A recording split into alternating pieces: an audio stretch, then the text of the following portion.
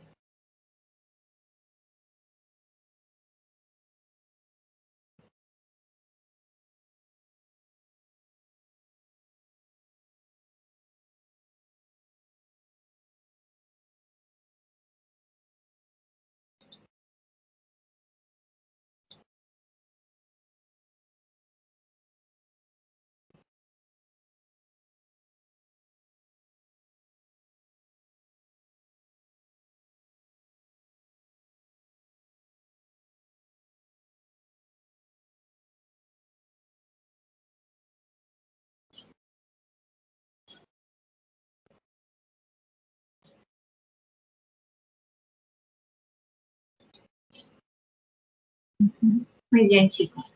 Entonces, ahora voy a compartir la diapositiva que se enfoca en esas preguntas que les he puesto para cuando lo proyecten, ahí puedan responderlo con lo que voy diciendo. Entonces, hoy día nos toca ver sobre el manejo terapéutico de la tuberculosis. Y este tema es importante. Incluso han habido algunas actualizaciones sobre esto en la norma técnica, ¿no? Pero para ello, primero necesitamos comprender cuál es la importancia del tema. Nosotros lo bueno es que ya hemos visto de que esta enfermedad es prácticamente endémica del Perú, ¿no? Es muy común. Incluso en los hospitales es de lo que primero sospecharíamos, ¿no? Incluso antes que el cáncer. Entonces ahora vamos a ver por qué es que esto es importante y por qué es que decimos que la tuberculosis no es una enfermedad más, ¿no? Primero es porque esto es una enfermedad infecto-contagiosa y es prevenible. Además de ser prevenible, es curable. Y por ello es que vamos a ver hoy día el manejo terapéutico de esto, ¿no? Pero además tiene una importante connotación social. E incluso vamos a ver de que en muchos casos pudiera no llegar a tratarse justamente por eso, ¿no? Está muy relacionado con esto y por eso también incluso es considerado un problema de salud pública. Y esta enfermedad principalmente se concentra en Lima y en Ica, en la costa, además de la selva. Por lo que si nosotros estamos en Lima, es muy probable que lo vayamos a ver en el futuro. Y a nivel nacional, según los datos del 2018, 1 de cada 4 peruanos está infectado por tuberculosis y 1 de cada 1000 desarrolla la enfermedad. Y ahora vamos a ver cuál es la diferencia entre estar infectado y estar enfermo por tuberculosis. Sin embargo, no todo es malas noticias, ¿no? Respecto a la incidencia. Sabemos que es muy común esto, pero se han adoptado medidas para poder reducir no solamente la incidencia, sino también la movilidad. Y esto ha comenzado a notarse recién a raíz del 2010, que incluso se ha publicado una norma técnica en la cual se pueda no solamente actuar una vez que ya se presentan los síntomas, ¿no? Sino que también tratar de detectarlo eso de una manera precoz. Y podemos ver desde el año 2010 ya se nota cierta meseta, ¿no? Vemos que acá han habido picos recién comenzando en los años 1900, ¿no? 1920, 1930, habían picos sobre la enfermedad de la tuberculosis. Y ahora están en meseta. Entonces, es necesario que podamos comprender también cómo manejar. Respecto a la etiología, también es importante que comprendamos que cuando hablamos de Mycobacterium tuberculosis, que es el agente causal de esta enfermedad, existen dos formas en las que podríamos nosotros llegar a confundirnos, ¿no? Una cosa es el complejo de la Mycobacterium tuberculosis y otra cosa es la especie de Mycobacterium tuberculosis. Cuando hablamos del complejo, esto va a incluir a todos los bacilos que son gram positivos ácido alcohol resistentes. Entonces, esa es la principal característica de todas aquellas especies que pertenezcan dentro del complejo Mycobacterium tuberculosis. Y dentro de ellos vamos a tener no solamente a la tuberculosis, sino también al Mycobacterium bovis africanum, Caprae, Caneti, Pinnipedi y Microti. Y dentro de ellos lo que nos interesa a nosotros es la especie Mycobacterium tuberculosis, que va a caracterizarse porque va a tener una estructura muy lipídica, ¿no? En base a los ácidos micólicos, que son los que le van a dar esa característica de ácido alcohol resistencia, ¿no? Entonces, además, esta Mycobacterium tuberculosis está en su mayoría implicado en la enfermedad, en los casos que se reportan por la enfermedad tuberculosa, pero también existen otras variedades de Mycobacterium que pueden generar tuberculosis, como por ejemplo el Mycobacterium bovis, o también principalmente esto, ¿no? Que en algún momento pueden haber escuchado de que se encuentra en la leche, ¿no? En la leche no pasteurizada, que es generalmente con lo que se relaciona, ¿no? Entonces, ahora que ya hemos comprendido a grandes rasgos esto, es necesario también entender un poco de la historia natural de esta enfermedad, ¿no? Que para nosotros poder adquirir esta enfermedad tuberculosa es necesario que se presenten 3 situaciones, ¿no? Que es la que va a relacionar o es la que va a permitir la conexión entre el Mycobacterium y el huésped. Son 3 condiciones. Uno, que tiene que existir una fuente de contagio. La segunda es que deben haber las gotas de flujo. Y la tercera es que exista un huésped. Principalmente el huésped tiene que ser o en su mayoría es susceptible, ¿no?, para que desarrolle recién la enfermedad. Entonces, si se cumplen esas tres condiciones, se va a poder presentar esta enfermedad. Pero existen huéspedes que también van a ser principalmente susceptibles, ¿no? En su mayoría, aquellos que presentan VIH y SIDA, que son un riesgo relativo de 100 a 500. Entonces, ellos tienen un alto riesgo de poder, si se encontraran en contacto con una persona que tiene tuberculosis, de poder adquirir la enfermedad. Lo mismo es con aquellas personas que tienen esta enfermedad pulmonar llamada silicosis, alguna derivación gastrointestinal, trasplante por la misma inmunosupresión que se produce, pacientes neoplásicos con algún tipo de carcinomas, hemodiálisis o insuficiencia renal crónica con gastrectomía, o también la diabetes mellitus, que son aquellos huéspedes que son susceptibles. Entonces, esto es en cuanto a la historia natural. Pero para poder nosotros comprender mejor cuáles son las bases del tratamiento contra la tuberculosis y así poder entender el manejo terapéutico, es necesario que primero comprendamos un poco acerca de la patogenia de esto, ¿no? Entonces, primero hay que tener en consideración que son distintos es distinto cuando hablamos de exposición, infección, de enfermedad. Entonces, es necesario por eso comprender primero cómo es que se viene desarrollando esto, ¿no? Entonces, cuando llamamos exposición, una vez de que la persona ha estado, ha estado en el entorno donde se han emitido estas partículas de aerosol que han sido liberadas por la tos de la otra persona, ¿no?, de un paciente que ya es bacilífero positivo, que tiene la enfermedad, que es capaz de contagiar a otros.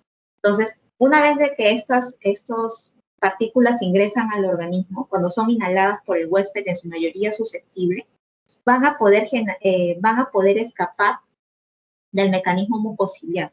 Entonces, esto va a poder, una vez que escapan, van a poder llegar incluso hasta las partes más distantes del alveolo, ¿no?, donde va a poder replicarse. Entonces, una vez que llega ahí, esa replicación se puede dar entre un tiempo de 14 a 21 días. Sin embargo, llamamos a aquella persona que ha estado expuesta porque tiene un buen mecanismo de defensa. Entonces, lo primero que va a suceder es que los macrófagos van a fagocitar a la micobacteria y van a eliminarlo estos a través de los fagolisosomas para así poder evitar la infección. Entonces, se va a evitar de que se desarrolle o primero que se infecte para posteriormente no desarrollar la enfermedad. Esto sucede en su mayoría. El 70% de las personas que están en contacto con personas bacilíferas no llegan a desarrollar ni siquiera la infección ni la enfermedad. Solamente su mecanismo de defensa logra eliminar al micobacterio. Entonces, sin embargo, ya hemos mencionado quiénes sí están con mayor susceptibilidad. Entonces, esto es en cuanto a la exposición. Ahora, respecto a la infección, eso se va a presentar cuando este mecanismo de defensa no funciona adecuadamente. Se logra evadir este mecanismo, ¿no? Entonces, los macrófagos, que son los alveolares, no van a poder eliminar este bacilo en el primer contacto que se ha tenido, por lo que el bacilo se va a replicar dentro del macrófago, es decir, no va a haber una eliminación por los fagolisosomas, sino más bien este bacilo se va a quedar dentro del macrófago y se va a poder diseminar llegando hasta los ganglios del hilo pulmonar, donde va a generar una activación de la inmunidad adaptativa y esto va a atraer a otros macrófagos para que de esa manera se pueda dar respuesta a esta infección, formando el granuloma, que se le conoce también como casio, ¿no? Esto va a ser para poder contener o tratar de mantener contenido esta infección y se va a llamar la fase de latencia. Más adelante vamos a comprender por qué es importante tener en cuenta esto. Entonces, acuérdense de que infección es el que va a llegar a formar el granuloma, donde va a estar contenido el bacilo en fase de latencia. Va a estar ahí contenido. La enfermedad va a estar contenida. Todavía no lo va a desarrollar, solamente lo va a tener ahí. Entonces, vamos a ver más adelante de que incluso bajo estas condiciones el Mycobacterium se sigue replicando, ¿no? Entonces, hasta ahora la enfermedad está contenida. Entonces, ¿qué sucede para que se logre desarrollar la enfermedad, ¿no? Es decir, que estos bacilos que han quedado en latencia o están contenidos se van a reactivar en la enfermedad. Esto va a ser cuando los bacilos que han estado latentes dentro de este granuloma se van a reactivar. Esto en su mayoría coincide cuando los mecanismos inmunológicos han disminuido. Los mecanismos de respuesta principalmente son los que han disminuido, ya sea por alguna inmunosupresión, por alguna en el caso de los que tienen VIH o SIDA, incluso aquellos que tengan diabetes mellitus tipo 2, ¿no? O alguna neoplasia, su sistema inmunológico está disminuido. Aquellos que tienen enfermedad renal crónica también. Entonces, en esta fase, que es la de enfermedad, una vez de que este bacilo se ha reactivado, que estaba latente, se reactiva, va a poder incluso llegar a órganos distintos a los del pulmón, porque recordemos de que esto, hasta este momento, el bacilo está contenido en el pulmón. Una vez de que se reactiva, puede diseminarse a otros órganos, a formas extrapulmonares, como se les conoce, ¿no? Ya sea sistema nervioso central o osteoarticular, ¿no? A las meninges también. Entonces, o incluso de manera sistémica, tuberculosis miliar, ¿no? Entonces, esto ya es un caso muy grave, una situación ya que sea muy grave, una vez que se ha desarrollado la enfermedad. Entonces, es por eso que nosotros, o cuando hablamos de coinfección por VIH, es un principal riesgo para que esta persona, como su sistema de defensa está disminuido, pueda adquirir con mayor facilidad, no solamente infectarse por tuberculosis, sino desarrollar la enfermedad. Entonces, en su mayoría, estos casos de enfermedad tuberculosa se van a desarrollar 2 años luego de la primera infección. Entonces, no es algo inmediato. Incluso se dice que para que uno pueda llegar a la primera fase, que es a la de exposición para poder desarrollar luego la infección, hace falta que se esté en un contacto constante con la persona que emite los bacilos hasta por 6 horas, ¿no? Entonces, no es algo que pasajero, sino que tienen que estar en un ambiente cerrado, que sea un mínimo de 6 horas, ¿no? Y que hayan estado en contacto directo. Entonces, por eso incluso había un artículo que cuando llevamos patología nos hicieron leer que habían esas actualizaciones. Entonces, también es importante conocer. Entonces, acá vienen las 2 imágenes, ¿no? Esta es una vez de que se ha estado en contacto con la persona que es bacilífera, y el bacilo va a llegar a la parte alveolar, ¿no? Incluso a veces se puede llegar a digerir, ¿no? Pero hablando específicamente del origen pulmonar, eso llega a la parte terminal de los alveolos, nuestro sistema de respuesta va a tratar de defenderse con los macrófagos alveolares para que lo fagociten y lo eliminen. Y esto puede funcionar, pero también puede fracasar. Entonces, acá esta imagen representa a la fase de infección, ¿no? Que se va a tratar de contener esto en un granuloma, el granuloma gaseoso. O lo primero, que es una vez que hay exposición, se trata de eliminar. O lo otro es que una vez de que se desarrolla la enfermedad, y acá viene la otra parte, que se disemine de manera hematógena, ¿no? Entonces, cuando nuestro mecanismo de defensa es ineficaz, se va a poder incluso diseminar a partes fuera del pulmón.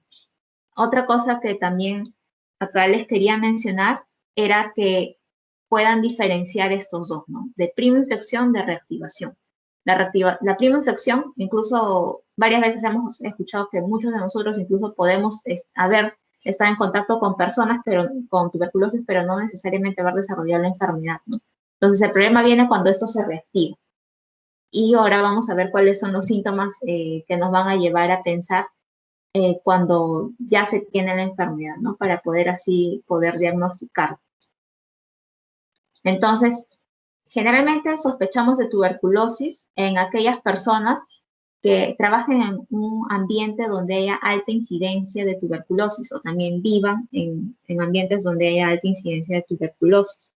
Incluso en aquellas personas que hayan estado en contacto con personas que han tenido el diagnóstico de tuberculosis o que presenten también los síntomas ya clásicos, ¿no? La hemoptisis, una fiebre que dure más de una semana, que haya tenido una baja inexplicable de peso, que por más de una semana, que sea comórbido con diabetes mellitus, con alguna neoplasia, con silicosis o con algún problema renal, y que sea un sintomático respiratorio, es lo principal que nos va a llevar a sospechar que pudiera tratarse en nuestro medio de tuberculosis, ¿no? Llamamos sintomático respiratorio aquella persona que tiene tos con expectoración por más de 15 días, ¿no? Además, asociados a los otros síntomas, ¿no? Sudoración nocturna, pérdida de peso inexplicable, fiebre, entonces es lo primero que tenemos que pensar, ¿no? O con expectoración sanguinolenta, ¿no? Entonces, cuando ya sospechamos eso, se le realiza una prueba que es la más simple, la DECA en esputo, y como habíamos mencionado, si bien es cierto, no todas las personas van a finalmente llegar a infectarse, lo mismo es a la hora de diagnosticar, ¿no? En su mayoría, no todo sintomático respiratorio tiene tuberculosis. Dice que hasta el 5% da positivo a esta prueba. Entonces, una vez que se obtiene este resultado positivo, se debe dar marcha a la estrategia de terapéutica contra la tuberculosis, ¿no? Pero si saliera negativo, uno debe seguir buscando tuberculosis, ¿no? Para ello se le hace la radiografía de tórax y en caso de que sea normal, ya se comienza también con la terapia, con la estrategia de tuberculosis. Acá me faltó una flechita para la estrategia de tuberculosis. Y en caso de que resultara normal, ya se puede pensar que es producto de otras enfermedades respiratorias crónicas de origen no infeccioso. Entonces, lo primero siempre es pensar que pudiera tratarse de tuberculosis. Entonces, una vez que ya hemos diagnosticado, que ya vamos a dar inicio a la estrategia de tuberculosis, ahora sí podamos dar pase a lo que es la terapéutica. Pero para ello es necesario primero que comprendamos algunas bases del tratamiento que están muy relacionadas con lo que ya hemos venido hablando respecto a la patogénesis, ¿no? Entonces, esta parte sí es importante que podamos comprender, porque eso nos va a poder permitir entender ya todo lo demás, todo por qué es que se da tantos esquemas, por qué se prefiere este fármaco al otro, ¿no? Entonces, esta parte sí es importante para poder, sobre todo para poder entender lo demás, ¿no? Entonces, en cuanto a las bases de tratamiento, y entonces cuando hablamos que se ha extraído 2 centímetros de diámetro de una lesión de un paciente, una persona que tiene tuberculosis, del pulmón vamos a poder ver 4 tipos de poblaciones bacilares. Es decir, existen 4 dinámicas diferentes de los bacilos. Entonces, la primera es cuando hablamos de las cavernas, que esto es a nivel extracelular. Esto se va a caracterizar porque en estas cavidades, que son estas partes de afuera, hay una gran cantidad de oxígeno. Entonces, el Mycobacterium tuberculosis es una bacteria que le gusta el oxígeno, es un aerófilo positivo, ¿no? Le gusta el oxígeno. Por eso es que incluso en la imagen anterior que les mostré, se ubica principalmente en las cavernas, en los ápices, ¿no? Porque si recordamos, en el tercio superior de los ápices del pulmón, hay gran cantidad de oxígeno. Entonces, como al Mycobacterium le gusta el oxígeno, es un aerófilo, se va a localizar en su preferencia acá. Entonces, lo mismo es con las cavernas. En las cavernas, como son extracelulares, hay gran cantidad de oxígeno, por lo que el Mycobacterium ahí está a sus anchas, ¿no? Entonces, le gusta ubicarse ahí. Por lo que ahí, como hay gran cantidad de oxígeno, es un ambiente propicio para que se pueda replicar, ¿no? Entonces, por lo tanto, en esta parte va a haber una población bacilar abundante. El Mycobacterium se está replicando con mucha facilidad en la parte extracelular, que son las cavernas. Ahora, incluso a esta parte, a las cavernas, muchas veces se le conoce como los culpables de que el paciente que tenga 2 cruces o una cruz pueda incluso ser más difícil en ocasiones poder acabar con ese Mycobacterium, ¿no? Entonces, acuérdense de esto, en la parte extracelular relacionada con las cavernas hay mucho oxígeno, por lo tanto el Mycobacterium se multiplica con gran facilidad. Ahora en la parte intracelular, que es una vez de que ha ingresado a los alveolos, es respondido por el sistema de respuesta por los macrófagos alveolares, los fagocitan, ahora están dentro del macrófago, dentro de esta célula. Es intracelular, que va a estar dentro de los macrófagos y también de los fagolisosomas para poder eliminar. Pero entonces, acá, una vez de que está dentro del macrófago y puede evadir el sistema de respuesta, no es eliminado entonces, pero como no es eliminado, se va a quedar ahí latente. Entonces, eso no quiere decir que esté muerto, ¿vale? Es más, su multiplicación se va a lentificar y va a ser incluso más difícil. Pero esta parte intracelular se va a caracterizar porque el pH es ácido. Entonces, el Mycobacterium no deja de replicarse. Aún acá el Mycobacterium está en fase latente, pero está y se sigue multiplicando con un pH ácido. Entonces, lo que de acá tienen que acordarse es que a nivel intracelular, que es dentro de los macrófagos, la multiplicación del Mycobacterium es lenta y difícil y están expuestos a un nivel de pH ácido. Entonces, esta población bacilar intracelular son los culpables de que el paciente una vez de que se cure, pueda recaer. Entonces, porque aún en esta fase, a nivel intracelular, aún han persistido los micobacterios, que no están muertos, sino están latentes. Entonces, estos son los culpables de que se pueda haber recaídas en un paciente una vez de que se ha recuperado de la tuberculosis, ¿no? Entonces, esta parte también acuérdense. Intracelular, multiplicación lenta, pH ácido. Ahora vamos a pasar al calcio, que es ya cuando se ha traído el sistema se ha dado inicio a la respuesta inmunitaria adaptativa, ¿no? Que se va a responder con más macrófagos y se va a formar un granuloma, también conocido como calcio. Este calcio va a ser sólido, y acá la población va a ser escasa porque la multiplicación a este nivel va a ser de manera ocasional. E incluso en esta parte, a diferencia de la zona extracelular, la tensión parcial de oxígeno es más baja.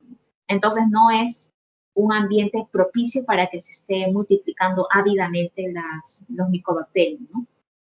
Entonces, estos también son parte del problema de que existan recaídas, ¿no? Porque aún se sigue multiplicando el micobacterio. O sea, no está muerto, todavía está acá. Esto es la parte de caso. Ahora vamos a pasar al nódulo fibrótico, que ya es la población basilar, ya por así decirlo, donde prácticamente el Mycobacterium ya está dado por muerto, ¿no? Es decir, no hay multiplicación en esta fase y la población va a ser, o es en su mayoría, muy escasa. Esta parte ya está, como su mismo nombre lo dice, puede estar incluso no solamente fibrosada, sino que también calcificada. Entonces, en esta parte, como sabemos, si ya hemos visto todo esto, entonces lo que tenemos que recordar es que si queremos nosotros tratar la tuberculosis, nos interesa tratar en las partes donde el Mycobacterium esté aún reproduciéndose o por lo menos esté. Entonces, las partes que nos van a interesar tratar o las poblaciones bacilares que nos van a interesar tratar son la población extracelular, la intracelular y el caso. El nódulo fibrótico ya no, porque en esta zona no hay multiplicación, es prácticamente nulo, ¿no? Ya está, prácticamente no hay ningún bacilo. Entonces, los que nos va a interesar son estos tres primeros. Entonces, ya teniendo en consideración esto, vamos a tener que el esquema básico de la tuberculosis consiste en isoniazida, rifampicina, pirazinamida y etambutol. Entonces, cuando vayamos a tratar principalmente en la zona extracelular, tenemos que recordar lo que acá queremos es, como hay una ávida reproducción de los bacilos, queremos matarlo. Entonces, tiene que haber una droga que sea bactericida que ataque en esta población bacilar. Y los bactericidas por excelencia, que en su mayoría son así, son la rifampicina y la isoniazida. Entonces, el principal fármaco de esta zona va a ser la isoniazida, que es bactericida. Entonces, acuérdense de eso. A nivel extracelular, bactericidas son lo que necesitamos, que son la isoniazida, principalmente la isoniazida y la rifampicina. Principalmente la isoniazida. A nivel intracelular, lo que necesitamos es que, si bien es cierto, no se están reproduciendo ávidamente, no hay multiplicación ávida, aún hay multiplicación lenta. Entonces, pero el problema es que el pH a nivel intracelular es ácido. Entonces, no todos estos fármacos van a funcionar a nivel ácido. Pero el que ha demostrado que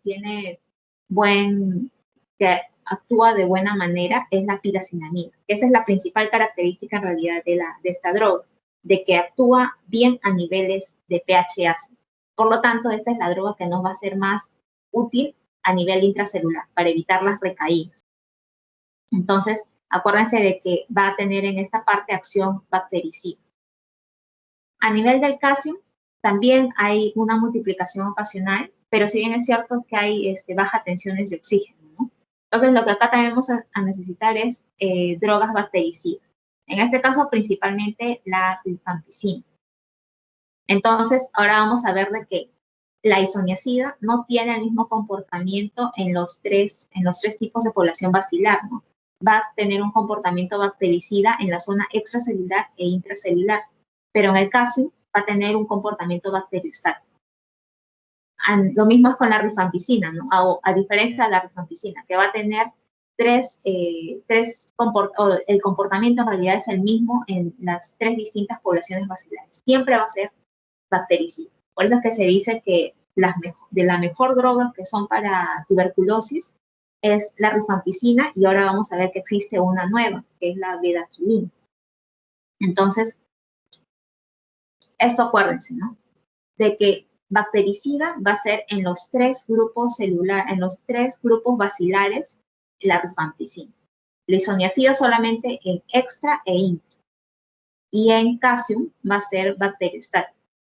Entonces, eso es lo que tienen que acordarse. Y por eso es que este esquema de tratamiento es muy importante, principalmente aquellos que contienen la isoniazida y la rifampicina.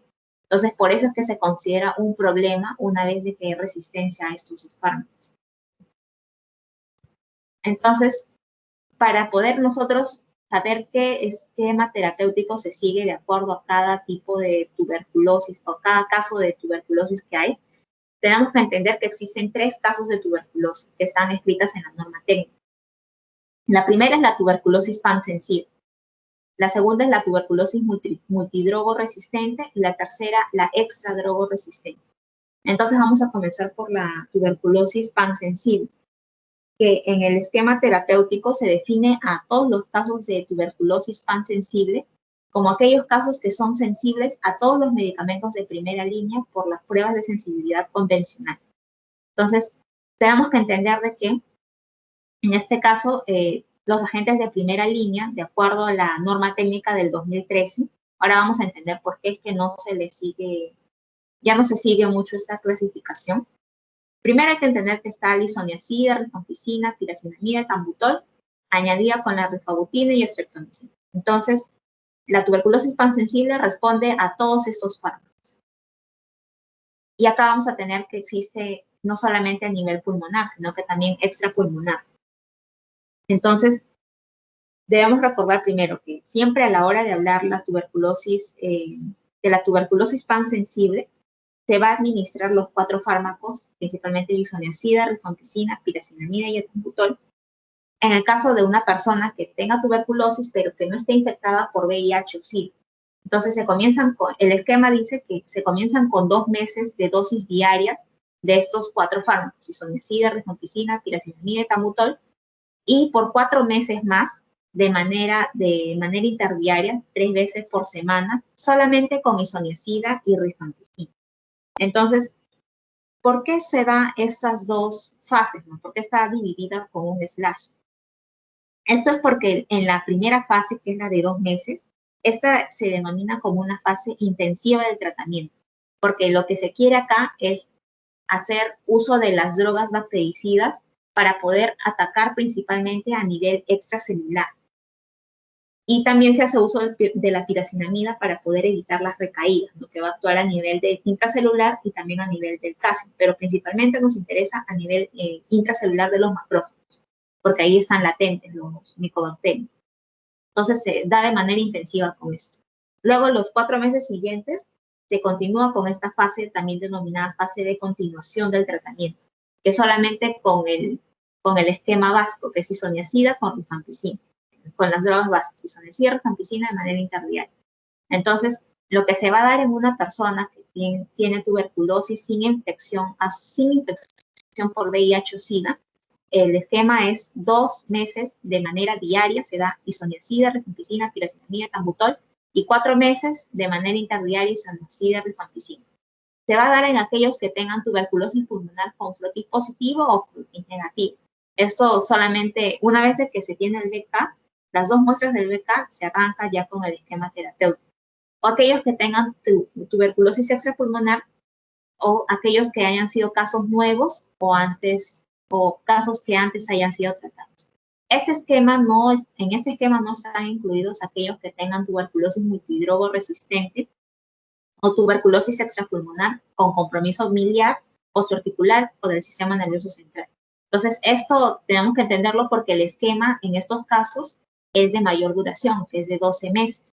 Entonces, cuando tenemos una tuberculosis extrapulmonar con compromiso del sistema nervioso u osteoarticular, el esquema va a durar 12 meses. Y ahí va a ser un poco más diferente, ¿no? Respecto al anterior. Sí es cierto que comienza con la fase intensiva de 2 meses de manera diaria estos 4 fármacos, pero en los 10 meses siguientes se sigue dando de manera diaria solamente isoniazida y rifampicina, ya no se da de manera interdiaria. Entonces, esa es la diferencia y esto es lo que podría llevarnos a confundir, ¿no? Entonces, esto es en cuanto ahora de la tuberculosis extrapulmonar. Pero ¿qué pasa si la persona tiene o está coinfectada con VIH-Sida? Entonces, en este caso, igual se inicia con la fase intensiva, que es los 2 meses de estos 4 fármacos, pero en los 7 meses siguientes se va a dar de manera diaria isoniazida con rifampicina. Entonces, acuérdense de que la única vez en la que se da de manera interdiaria es cuando la persona tiene tuberculosis y no está asociada a infección de VIH. Solamente en esa fase se va a dar, solamente en aquellos que tengan esta condición, la fase de continuación va a darse de manera interdiaria. En caso de que sea una TB pansensible extrapulmonar con compromiso del sistema nervioso u óseo articular o si tiene infección por VIH-Sida, la fase de continuación se va a dar de manera diaria. En el caso de extrapulmonar, con compromiso del sistema nervioso u óseo articular, son 10 meses, mientras que con VIH son 7 meses. Esa es la diferencia. Pero también es importante que nosotros recordemos la dosis que se va a dar, ¿no? Principalmente de este esquema básico, ¿no? Que consiste en la isoniazida, rifampicina, pirazinamida y etambutol. Son las dosis de la primera fase lo que nos interesa, ¿no? Y esto en realidad es incluso que lo mencionan en la teoría y varias veces lo hemos visto, ¿no? Siempre acuérdense de que todas las dosis de manera diaria en miligramos por kilo son múltiplos de 5. Entonces, la isoniazida son 5, y acuérdense que las dosis son miligramos por kilo, ¿no? Entonces, la isoniazida, que siempre acuérdense que como es la droga más, por así decirlo, la droga más importante, es la que tiene el menor número, es la que va primero, con 5. Entonces, 5, la rifampicina son 10, la pirazinamida 25 y el etambutol 20. Entonces, pueden así acordarse, ustedes mismos pueden buscar sus mnemotecnias. En este caso, yo me acuerdo así, ¿no? Con ese etambutol, como la E tiene 3 patas más 1, son 4 por 5, que es la base, 20. Entonces, para no confundirme con la pirazinamida, porque a veces uno se puede llegar a confundir cuál era el orden de las sus últimas drogas, ¿no? Entonces, esta parte también es importante que se acuerden. Las dosis por kilo de peso, además de las dosis máximas diarias, ¿no? Pero principalmente esta. ¿Cuánta dosis se da por kilo de peso? Entonces, esto es en cuanto a la tuberculosis pansensible. Pero ahora vamos a pasar a hablar de la tuberculosis multidrogo resistente, que se define a tuberculosis multidrogo resistente como aquel caso que tiene resistencia simultánea a la isoniazida y a la rifampicina. Esto demostrado por las pruebas de sensibilidad convencionales. Entonces, primero tenemos que hacer acá una aclaración, ¿no? Entonces, ya tenemos en mente de que la tuberculosis multidrogo resistente es resistencia simultánea a isoniazida y rifampicina. O sea, lo que se suponía que eran las drogas que eran muy importantes, que tenían principalmente función bactericida, en este caso no funciona. Pero existe esquemas para la tuberculosis resistente. Entonces, esta es la nueva, bueno, no tan nueva, la actualización que existe, ¿no? Esto es lo que dice el esquema, la norma técnica del año 2013, del MINSA, que existen 5 grupos de tratamiento para la tuberculosis resistente. Sin embargo, en el año 2016, la Organización Mundial de la Salud propuso una nueva clasificación para los medicamentos para la tuberculosis multidrogo resistente, que en este caso, esta nueva clasificación del 2016 lo clasifica en 4 grupos, que ahora ya no son en orden numérico, sino en orden alfabético, ¿no? Grupo A, grupo B, grupo C, grupo D. Y el grupo D, a su vez, se subdivide en 3. Entonces, esto es siguiendo principalmente a que a la hora de realizar esta clasificación han tenido en consideración qué fármacos funcionan mejor, ¿no? Entonces, por eso lo han ordenado de esta manera. En este caso, al grupo A vamos a tener a las fluoroquinolonas. En el grupo B tenemos a los inyectables de segunda línea. Eso sí, tenemos que tenerlos en mente, porque son los que incluso recordarlos nos va a ayudar a entender, a poder comprender a quienes se le llaman casos de tuberculosis extradrogo resistente, ¿no? Entonces, aquí tenemos a los inyectables de segunda línea, que son amikacina, tadamicina, capreomicina y streptomicina. Esos son los inyectables de segunda línea, que uno siempre tiene que acordarse de eso. En el caso del grupo C, son la segunda línea, pero de vía oral, Ahí tenemos a la etionamida, la cicloserina, el linezolid y la clofazimida. Y en el grupo D tenemos a los otros agentes, que son en el grupo D, esto a su vez se subdivide en D1, D2 y D3. En D1 es piracinamida, tambutol y lisoniazida a dosis altas. En la D2 está la bedaquilina y la delamanid, que este es el otro fármaco que les decía que era importante.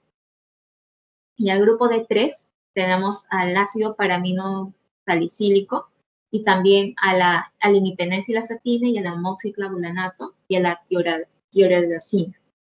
Pero este es en cuanto a, incluso está incluido, ha habido una nueva actualización en el año 2018 de esta norma técnica e incluyen a esta nueva clasificación. Entonces, esta es importante que nosotros la volvamos a aprender, o que la aprendamos, mejor dicho, porque es lo que actualmente está rigiendo.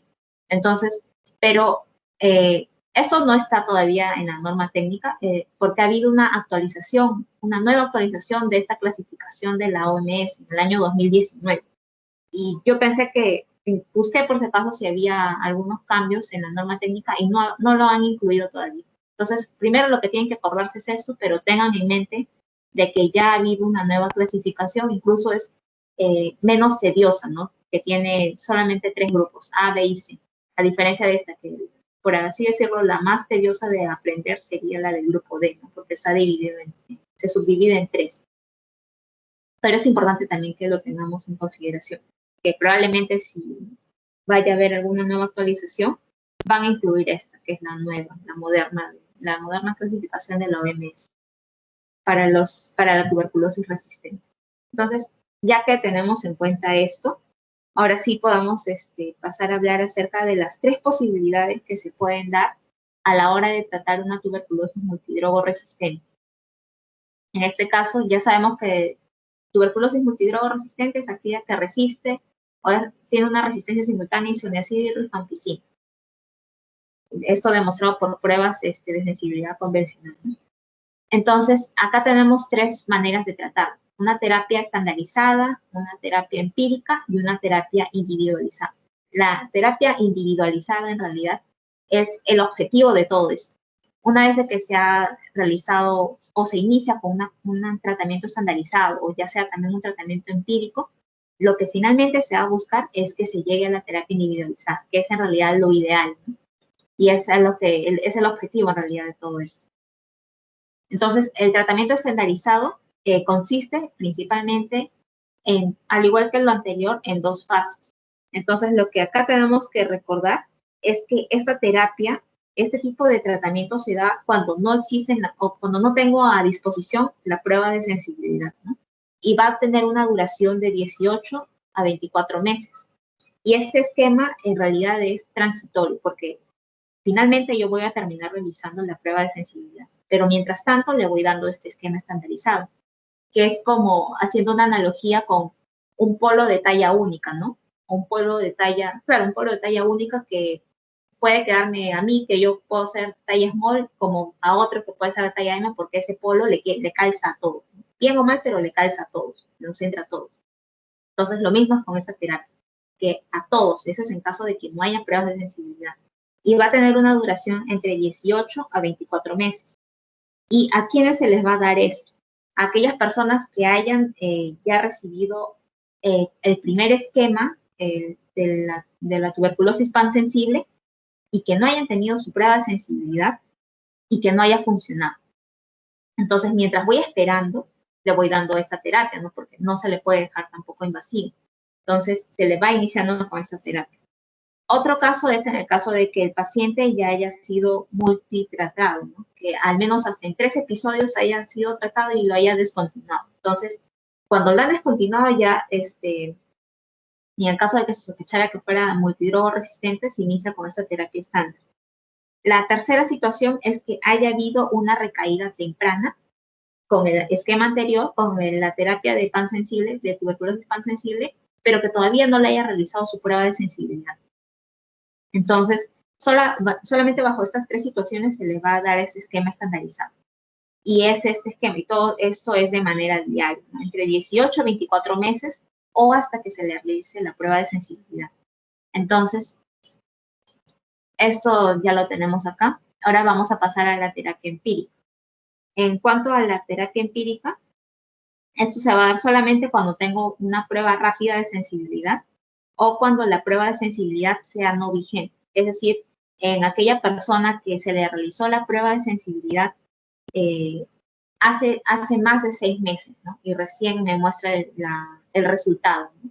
Que se pudo haber actuado en un inicio, sí, pero por alguna razón no se supo el resultado y 6 meses después te enteras, entonces esa prueba ya no se considera vigente. Se debe volver a realizar otra prueba de sensibilidad, pero mientras tanto se le tiene que dar tratamiento.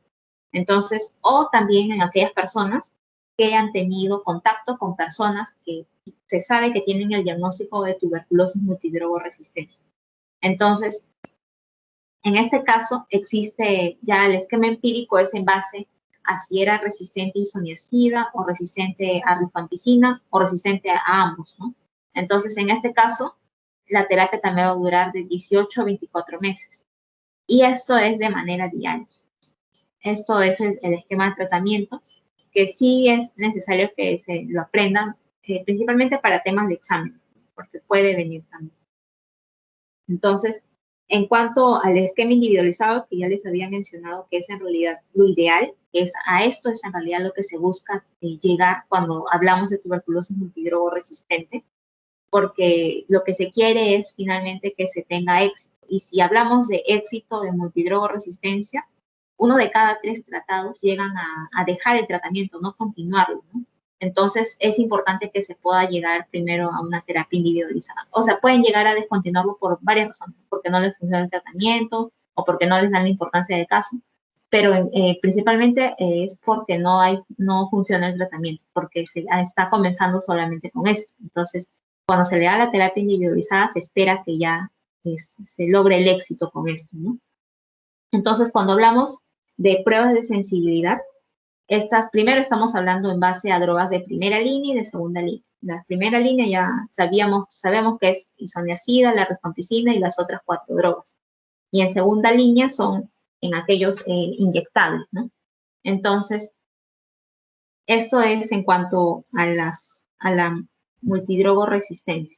Pero cuando hablo de pruebas de sensibilidad, principalmente son las pruebas de sensibilidad convencional, pero estas también se pueden clasificar en cuanto a si son directas o indirectas.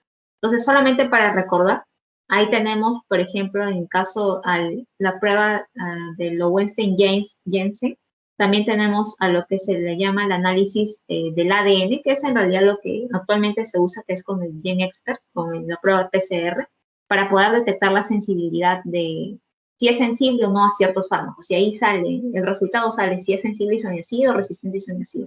Entonces, principalmente es con esas pruebas. O las pruebas convencionales, que es la que yo le mencioné, ¿no? La de Lowenstein-Jensen, o la prueba de agar en placa también. Entonces, son aquellas principalmente las que requieren cultivo o también con el GenExpert. Ahora, en cuanto a la tuberculosis extradrogoresistente, entonces ya tenemos en mente quiénes son los inyectables de segunda línea. Entonces, ahora teniendo en consideración esto, un caso de tuberculosis extradrogoresistente se le va a denominar así aquel caso que tenga resistencia no solamente simultánea a isoniazida y rifampicina, es decir, que lo de la multidrogoresistencia ya sabemos que no funciona, sino que a este caso se le añaden las fluoroquinolonas y un inyectable de segunda línea, es decir, las fluoroquinolonas según la clasificación de la OMS del grupo A. Los inyectables de segunda línea según la clasificación de la OMS del grupo B, ¿no? Que en este caso se incluye a la amicacina, kanamicina y capreomicina.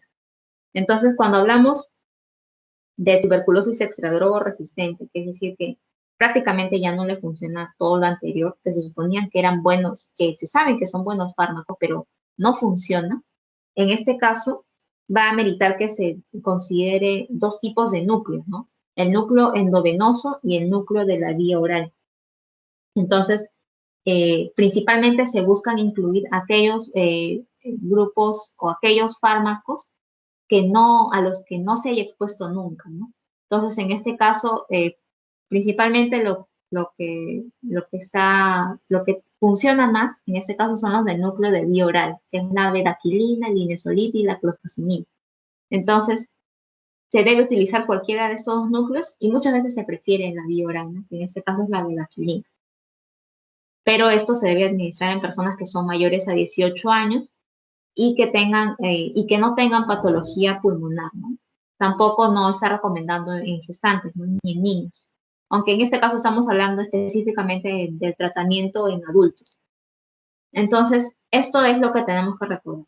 Y ¿cuándo se da el núcleo endovenoso? Cuando las personas o cuando aquella persona que tiene múltiples enfermedades, ¿no? O que tenga alguna enfermedad pulmonar avanzada o algún trastorno psiquiátrico que no permitan que exista una adherencia al núcleo de la vía oral, porque lo que acá se quiere es tratarlo sí o sí, porque esto sí, ya más de esto ya no hay más. Entonces, incluso en las estadísticas dicen que en estos casos es donde no hay tanto abandono del tratamiento como sí hay en la multidroga-resistencia, ¿no? Porque ya los pacientes se sabe que tienen bien en claro que esto es lo último, ¿no? Que más de esto es bastante probable que no haya más. Entonces es muy importante tratarlo sí o sí la tuberculosis extradroga resistente con estos dos núcleos, ya son núcleos endovenosos y núcleos de vía oral. En su preferencia, incluir aquellos fármacos que nunca se hayan usado con anterioridad, ¿no? Entonces, esto es lo importante del esquema terapéutico que tienen que acordarse. Pero para poder comprender mejor las drogas que son las más importantes, por así decirlo, que se ha demostrado que funcionan mejor en cuanto primero a tuberculosis, principalmente en las pansensibles, ¿no? Porque en la multidroga resistencia ya digamos que no hay, a las drogas más importantes ya no les funciona, entonces ahí hay que buscar otras opciones. Pero en este caso, para poder entender a qué nivel actúa, tenemos que recordar cómo es la composición de la célula, de la micobacteria, ¿no? Primero que habíamos hablado que se caracteriza porque su pared celular tiene ácido micólico, ¿no? Entonces, a este nivel, la isoniazida es que va a actuar a nivel de su pared celular, que digamos es lo más importante, ¿no? De una micobacteria es lo más importante, es decir, que a eso es lo que le permite comunicarse con el medio externo y que se le destruya, que se evite la síntesis, por eso es que se dice que también es una buena droga, ¿no? El isoniazida. Entonces, el isoniazida va a actuar a nivel del ácido micólico, que es en la pared celular.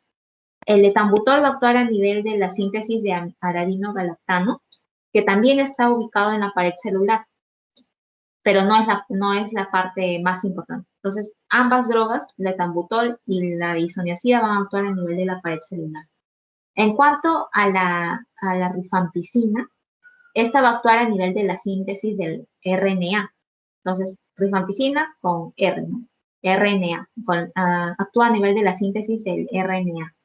Entonces, y ya sabemos que la piracinamida actúa a nivel intracelular, si bien es cierto, el mecanismo no se conoce tan bien, sabemos de que funciona muy bien a nivel de pH ácido, que es lo que se quiere cuando hablamos que el Mycobacterium está localizado a nivel de los macrófagos, a nivel intracelular, ¿no? Entonces, esto es lo que queremos que recuerden de la isoniazida primero, que ya sabemos que actúa a nivel de la pared celular, ¿no? De la síntesis del ácido micólico. El uso clínico ya sabemos que es para el tratamiento, pero también se usa para profilaxis. Entonces, pero en este caso lo que nos interesa es primero saber el esquema terapéutico. Y que en cuanto a los efectos adversos, que es lo que ahorita también vamos a ver, pero vamos mencionándolo, que también se los conocen como los RAFAs. En este caso tenemos que el isoniazida es hepatotóxico.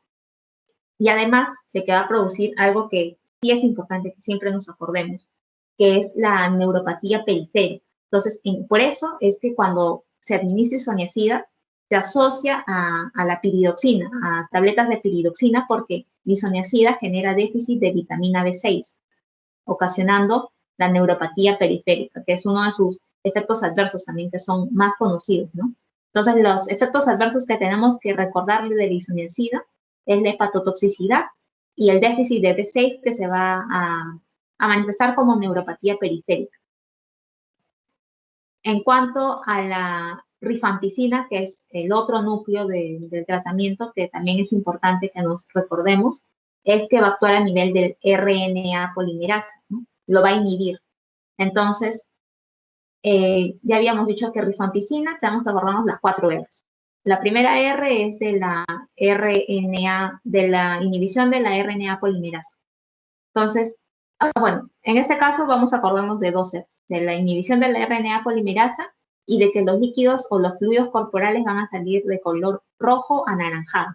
Entonces, esto es el principal efecto adverso que también nos tenemos que acordar. Que si bien es cierto, la rifampicina no es tan hepatotóxica como la isoniazida, sí va a generar una reacción adversa o un efecto adverso, mejor dicho, que es bastante conocido, que es que los líquidos corporales van a salir rojos o naranjas. Acuérdense, rifampicina con R de rojo y rojo-naranja, rojo anaranjado, ¿no? Entonces, esto. Y que no es tan hepatotóxica como la isoniazida. Y que en cuanto, bueno, el mecanismo de resistencia es que existe resistencia contra estos dos fármacos, ¿no? En cuanto a la piracinamida, que también es una droga importante para evitar las recaídas, si bien es cierto su mecanismo hasta ahorita no se conoce, se sabe que trabaja muy bien a niveles de pH ácido, que es lo que nos interesa cuando está dentro del macrófago, ¿no? A nivel intracelular. Y que su principal efecto adverso va a ser la hiperuricemia, hiper con P de uricemia, acuérdense, más o menos así, y hepatotoxicidad. Eso ya sabemos que lisoniazida, entonces lisoniazida y la piracinamida son ambas hepatotóxicas, pero la piracinamida además produce hiperuricemia. En caso del etambutol, ese ya habíamos visto que también actúa a nivel de la pared celular, ¿no? Pero a nivel de la síntesis del arabino galactano. Entonces, en este caso, lo que tenemos que acordarnos es este mecanismo, pero que su efecto adverso es primero la neuropatía óptica, ¿no? Pero que esta se va a caracterizar por ser reversible. Entonces, una manera de acordarnos la reacción adversa del etambutol es etambutol con eitambutol, ei de ojo, ¿no? O ei de ojo, ¿no? Neuropatía óptica, pero que sí es reversible. Esto principalmente es en niños, ¿no? Pero igual es una rafa que es muy común y que también nos pueden preguntar y que es importante que nos acordemos. En cuanto a streptomicina, el principal efecto adverso a esto, como un buen aminoglucósido que es, como todo aminoglucósido, produce nefrotoxicidad. También recordemos que los aminoglucósidos producen daño a nivel del oído, ¿no? Entonces va a producir tinnitus, vértigo, ataxia. Entonces, a nivel vestibular principalmente, no tanto de oído. Como buen aminoglucósido que es la streptomicina, produce nefrotoxicidad, todos los aminoglucósidos producen nefrotoxicidad, y también daño a nivel vestibular, ¿no? Tinnitus, vértigo, ataxia. Entonces, esas son las reacciones que nos tenemos que acordar, y que esto también está incluido en el esquema en la norma técnica, ¿no? Para el manejo contra la tuberculosis, ¿no? Que en este caso es lo más importante que nos acordemos de aquellos medicamentos que se usan en primera línea, ¿no? Que son o aquellos medicamentos que son los núcleos, ¿no? Del esquema de tratamiento, que son isoniazida, rifampicina, piracinamida, etambutol.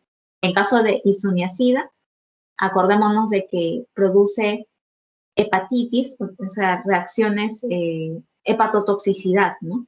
En caso de rifampicina, que si bien es cierto no produce tanta hepatotoxicidad, también produce la coloración rojo-anaranjada de los líquidos corporales. La piracinamida, que produce hiperuricemia y también hepatotoxicidad, ¿no? En caso de etambutol, ya hemos visto de que etambutol produce neuritis retrovulvar, la neuritis periférica. Y en caso de la streptomicina, como buen aminoglucósido, a nivel vestibular y también a nivel renal. Entonces, eso es lo que nos tenemos que acordar de las reacciones adversas a fármacos. Etambutol, eso me voy a confundir. Etambutol es con neuritis óptica. Entonces, con etambutol, ¿no? Neuritis óptica es lo que nos tenemos que acordar de este caso. Y la streptomicina, para no confundirnos, que es un aminoglucósido, entonces toxicidad renal y toxicidad vestibular. Y todo lo que viene con esto, ¿no? Esto también es importante, sí, que nos aprendamos, pero principalmente son los que les he mencionado arriba, ¿no? Que son estos.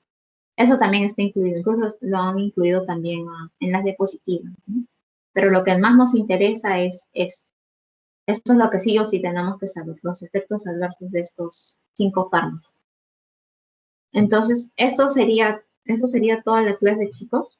No sé si tuvieran alguna pregunta. En caso de su lectura, sí he estado viendo, está más actualizada, aunque el doctor ha puesto información bastante actualizada, ¿no? Pero también les va a ayudar porque incluyen a la nueva clasificación del OMS. Entonces, también es importante que lo puedan leer, incluso a qué nivel, eso sí, también menciona en qué parte, o sea, cuál es el mecanismo de resistencia de cada fármaco, que es lo importante de esas lecturas, ¿no? Que se acuerden de eso. Estas partes son importantes porque, bueno, estas, ¿no? Principalmente isoniazid y rifampicina, porque acuérdense que en la multidroga resistencia se supone que ya no están, o en realidad ya no están funcionando estos dos fármacos, porque si lo vemos así a primera vista funcionan muy bien, ¿no? Pero en la multidroga resistencia ya no es así. Entonces es importante que se acuerden de estos mecanismos de resistencia. Entonces, eso sería todo, chicos. No sé si tienen alguna pregunta.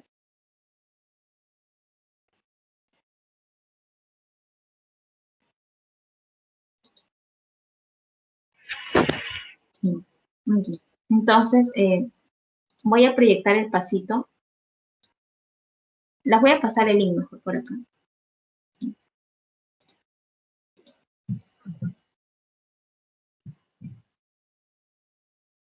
Ya, por el chat les he pasado el link. Me avisan si pueden entrar, por favor.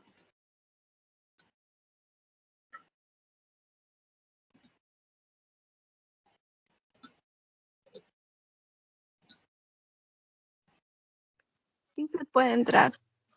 Allá. Sí, todo bien.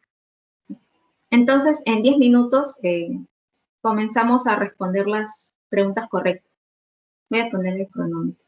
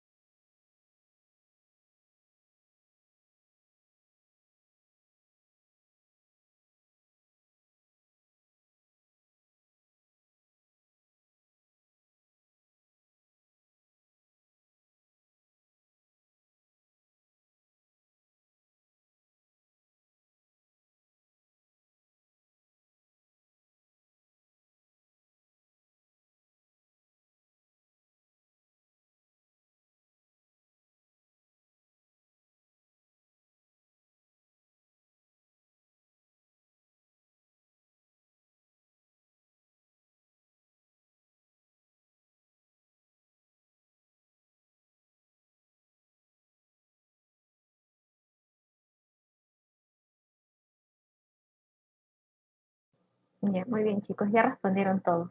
Entonces, bueno, vamos a ver las respuestas.